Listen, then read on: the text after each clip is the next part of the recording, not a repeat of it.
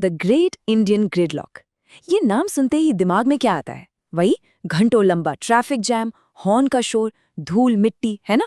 पर ये कोई सिर्फ हेडलाइन नहीं है, ये तो हम सब की हर रोज की कहानी बन चुकी है। तो सवाल यही है कि आखिर आम लोग रोज रोज ये ट्रैफिक, ये धीमे चलते ट्रक्स और ये टूटी फूटी सड़कें झेलते क्यों हैं? चलिए आज इसकी तह तक चलते हैं। तो सबसे पहले एक नंबर, एक ऐसा नंबर जो शायद हमें आराम से बैठने ना दे। 1,72,000। ये नंबर है उन लोगों का जिन्होंने 2023 में सिर्फ एक साल में भारत की सड़कों पर अपनी जान गंवा दी। सोचिए, ये सिर्फ एक आंकड़ा नहीं है, ये एक भयंकर इंसानी त्रासदी है। और इस इंसानी कीमत के अलावा एक आर्थिक कीमत भी है, और वो भी कोई छोटी मोटी नहीं, 60,000 करोड़ रुपए। जी हाँ, इतना पैसा हर साल बर्बाद हो जाता है। कहाँ? ट्रैफिक जैम में, जले हुए फ्यूल में, गाड़ियों के मेंटेनेंस में, और सबसे कीमती हमारे समय की बर्बादी में। सीधे शब्दों में कहें तो ये पैसा सड़क के गड्ढों में डूब रहा है। इसी बात पर जिप्पी के सीईओ माधव कस्तूरिया ने एक बहुत सटीक बात कही है।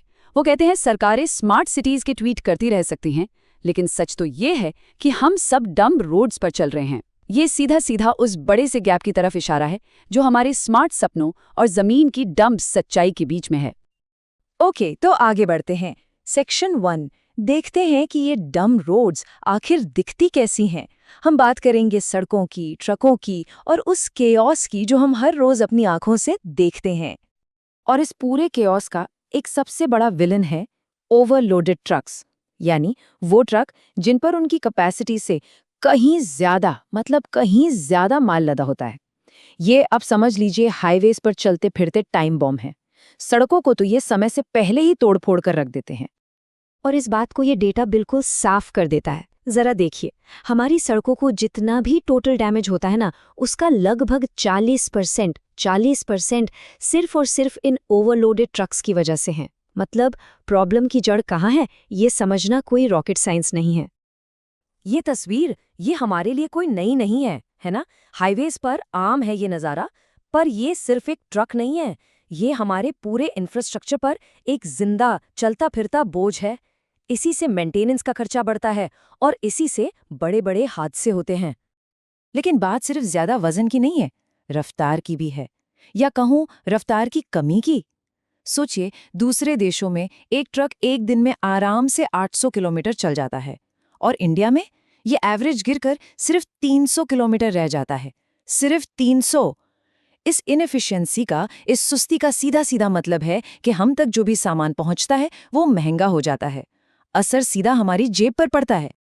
तो ठीक है, हमने सिम्टम्स देख लिए, ओवरलोडेड ट्रक्स, टूटी सड़कें, स्लो ट्रैफिक। अब चलते हैं बीमारी की जड़ तक, क्योंकि ये सिर्फ कुछ ट्रकों या गड्ढों की कहानी नहीं है, ये कहानी है एक पूरे सिस्टम फेलियर की। और यहाँ एक बहुत बड़ा सवाल खड़ा होता है, एक ऐसा सवाल जो सबके मन में होगा। जब हर साल हाईवे बनाने का बजट बढ़ता जा रहा है, तो सड़कों की हालत सुधरने के बजाय और खराब क्यों हो रही है? आखिर जा कहाँ रहा है ये सारा पैसा? इसका जवाब एक टेक्निकल टर्म में है, जिसे कहते हैं अर्बन मोबिलिटी गवर्नेंस फेलियर।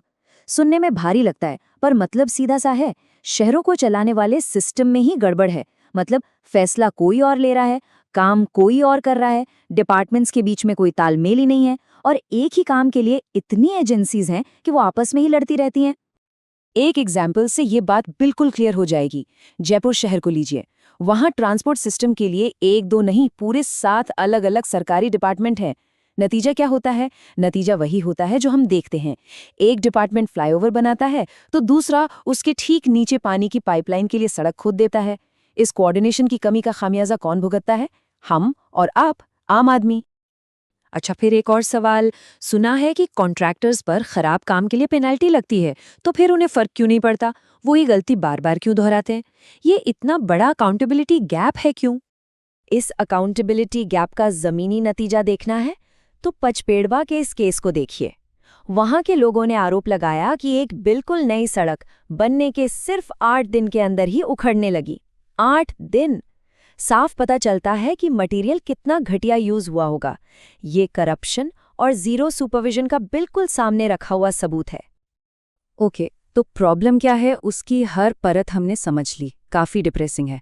लेकिन सवाल ये है कि क्या इससे निकलने का कोई रास्ता है? क्या कोई सल्यूशन है? जवाब है हाँ, बिल्कुल है। तो चलिए अब हम अपने तीसरे सेक्शन में चलते हैं और इस प्रॉब्लम के सल्यूशन के ब्लूप्रिंट को देखते हैं। सॉल्यूशन समझने से पहले गोल समझना जरूरी है। हमारा टारगेट क्या है? देखिए, इंडिया में एक चीज है लॉजिस्टिक्स कॉस्ट। सिंपल भाषा में सामान को फैक्ट्री से दुकान तक पहुंचाने का खर्चा। ये हमारी जीडीपी का 14% है। बहुत ज्यादा है ये। ग्लोबल एवरेज कितना है? सिर्फ 8%। तो सरकार का टारगेट है इस 14% को 10% से नीचे लाना। इससे देश में बिजनेस करना सस्ता और आसान हो जाएगा। तो इस टारगेट को अचीव करने का सबसे पावरफुल सॉल्यूशन क्या है? वो है मॉडल शिफ्ट। इसका मतलब है सामान को सड़कों के ट्रैफिक जैम से निकालो और उसे एक मॉडर्न फास्ट रेल नेटवर्क पर डाल दो। बेसिकली सड़कों का बोझ उठाकर ट्रेन की पटरियों पर शिफ्ट कर दो। और ये स्लाइड इस बदलाव को बिल्कुल आईने की तरह साफ दिखाती है। एक तरफ है आज की प्रॉब्लम, सड़कों पर हद से ज्यादा ट्रकों का बोझ, और दूसरी तरफ है आने वाला कल, हमारा future, high speed dedicated freight corridors यानी डीएफसीज। ये ऐसे स्पेशल रेलवे ट्रैक्स हैं जिन पर सिर्फ और सिर्फ मालगाड़ियां चलेंगी।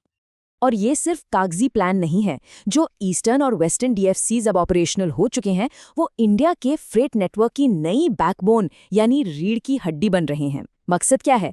बिल्कुल सिंपल, सामान को दुगनी रफ्तार से और लगभग आधी लागत में अपनी मंजिल तक पहुंचाना। ये मैप दिखाता है कि ये कितने स्ट्रेटेजिकली इंपॉर्टेंट हैं। और पिक्चर अभी बाकी है। ये जो डीएफसीज हैं, ये तो बस शुरुआत है।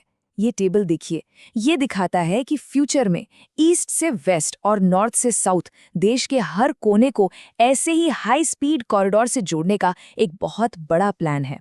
अगर ये प्लान कामयाब हुआ तो ये सच में एक गेम चेंजर होगा। तो अब हम आते हैं अपने आखिरी और शायद सबसे ज़रूरी सेक्शन पर, द रोड अहेड, यानी आगे का रास्ता क्या है। देखिए, सॉल्यूशन एक तरफा नहीं हो सकता। एक टू प्रोंग्ड अप्रोच की ज़रूरत है। स्टेप 1, नया हार्डवेयर बनाना, जैसे डीएफसीज और मॉडर्न लॉजिस्टिक्स पार्क्स, मतलब वर्ल्ड क्लास इंफ्रास्ट्रक्चर।